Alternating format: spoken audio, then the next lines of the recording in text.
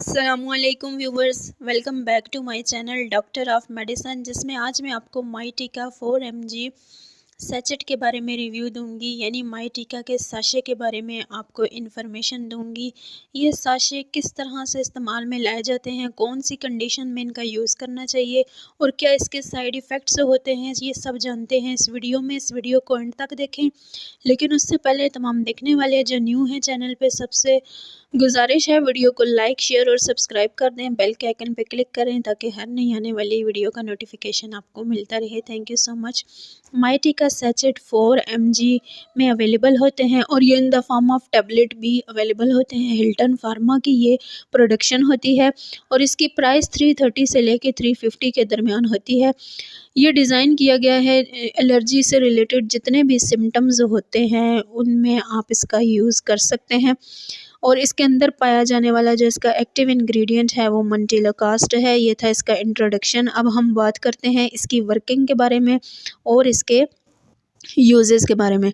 माई टीका sachet is a prescription medicine composed of montelukast. It is used for the treatment of asthma and to relieve the symptoms of allergies including allergic rhinitis and high fever. These symptoms include runny nose, itchy nose and sneezing, etc. My टीका sachet is available in the form of powder and is intended for use in children. Childrens में भी इस्तेमाल कर सकते हैं और ऐसे अफराद जो कि टैबलेट नहीं ले सकते वो भी इसका यूज़ कर सकते हैं। अब हम बात करते हैं कि कौन सी कंडीशंस में आप ले सकते हैं। अगर आपको एस्थमा है यानी कि दम्मा है, दम्मे के मर्ज़ में आप मुब्तला हैं, या आपको जो है वो सांस का प्रॉब्लम रहता है, इन्फेक्शन रहता है आपको, या जब भी मौसम चेंज होता है तो आप एलर्जी का शिकार हो जाते हैं, या आपको ऐसा इन्फेक्शन रह जाता है लंग्स के अंदर या आपके गले के अंदर या आपके चेस्ट के ऊपर कि जिसमें आपको सांस लेने में बहुत प्रॉब्लम हो रही होती है, तो इस कंडीशन में आप इसको ले सकते हैं।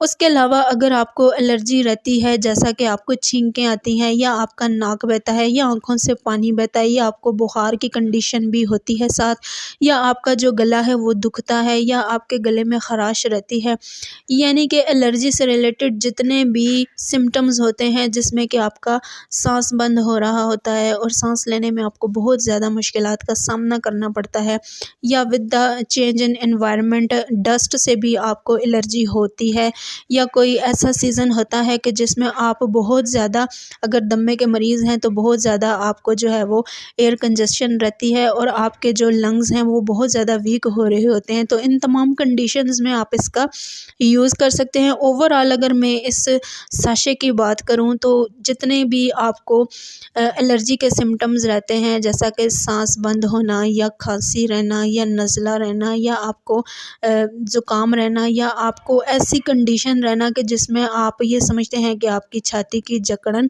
रहती है या आपको एलर्जी ऐसी है कि जो जा नहीं रही, तो उस कंडीशन में आप इसका यूज़ कर सकते हैं। ये थे यूजेस। अब हम बात करते हैं साइड इफ़ेक्ट्स के बारे में कि अगर आप ये खाते हैं तो क्या क्या साइड इफ़ेक्ट्स हो सकते हैं। इसमें आपको एनाफिलैक्सिस की कंडीशन हो सकती है, आपके पेट में दर्द हो सकता है, सर में दर्द हो सकता है, आपको पसीना आ सकता है, रेस्टलेसनेस की कंडीशन हो सकती है, सुस्ती हो सकती है आपको।